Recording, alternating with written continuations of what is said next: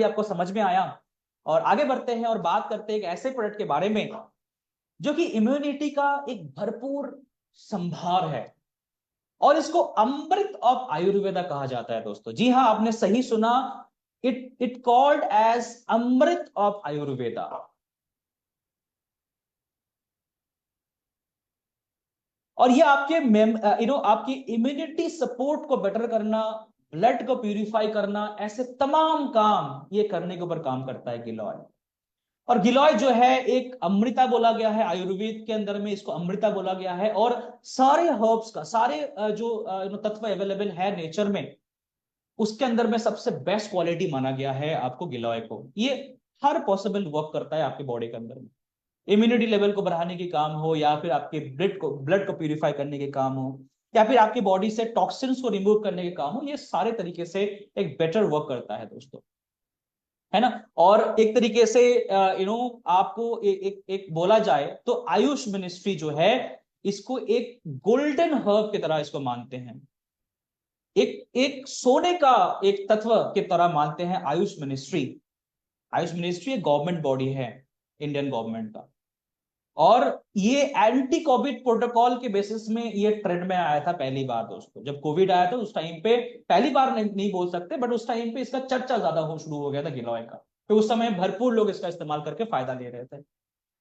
तो ये आपके इम्यूनिटी को बूस्ट करने के ऊपर मदद करता है, रेस्पिरेटरी प्रॉब्लम के ऊपर बहुत अच्छा काम करता है दोस्तों। जैसे हम लोगों ने तुलसी का देखा था, वैसे ही गिलॉय भी रेस्पिरेटरी प्रॉब्लम के ऊपर बहुत अच्छा मदद करते हैं। अगर आप गिलॉय का सेवन करेंगे तो आपकी जॉइंट हेल्थ के ऊपर बहुत अच्छा मदद मिलेगा, आपके स्किन हेल्थ के ऊपर बहुत अच्छा मदद मिलेगा। आपको अगर क्रॉनिक फीवर आते हैं, क्रॉनिक फीवर यानी बहुत जल्दी जल्दी फीवर आने की समस्या है, राइट दोस्तों, तो ऐसे अगर फीवर बहुत जल्दी जल्दी किसी को भी आते हैं, उनको भी आप गिलॉय का सेवन करने के लिए सजेस्ट कर सकते हैं। और साथ ही साथ अगर आपको जनरल इन्फेक्शन काफी ज्यादा है, यानी छोटे मोटे मर्ज लगे रहते हैं, कुछ ना कुछ होते रहते हैं, तो बिल्कुल आप गिलॉय का इस्तेमाल शुरू करिए दोस्तों। गिलॉय ओवरऑल ये भी बोला जाता है कि गिलॉय बेसिकली आपकी वात, पित्त और कफ तीनों के ऊपर कारगर है ना। कुछ कम ज्यादा हो सकते हैं, लेकिन मैक्सिमम इन तीनों के ऊपर ये कारगर है, और इसीलिए इसको अमृत ऑफ आयुर्वेदा कहा जाता है दोस्तों।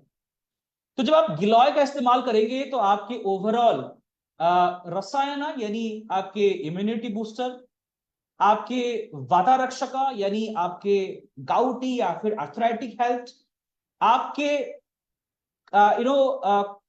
आपकी जो एनीमिया है या फिर आपकी जो रक्ताल्पता है, इसके ऊपर भी ये काम करने के ऊपर मदद करता है, राइट दोस्तों। और इसका जो सेवन है, ये जो गिलॉय है या फिर गुरुची है, ये सेम ही नाम है, गिलॉय या फिर गुरुची। तो इसके अंदर में जो है, अगर आप इसका 2 टैबलेट दिन में सेवन कर रहे हैं तो ये बहुत ही अच्छे मात्रा में आपको फायदा देने के ऊपर काम करेगा दोस्तों।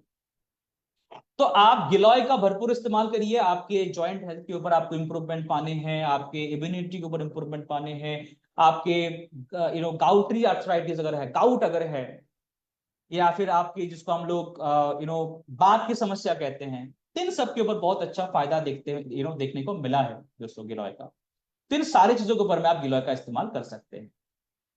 इम्यूनिटी हेल्थ के ऊपर ये सारे प्रोडक्ट्स बहुत ही फायदेमंद है, और ओवरऑल आप देखेंगे तो ये बहुत ज्यादा अच्छे मात्रा में आपको फायदा देता है, और इम्यून सिस्टम को ये बूस्ट करने के ऊपर काम करता है, ठीक है।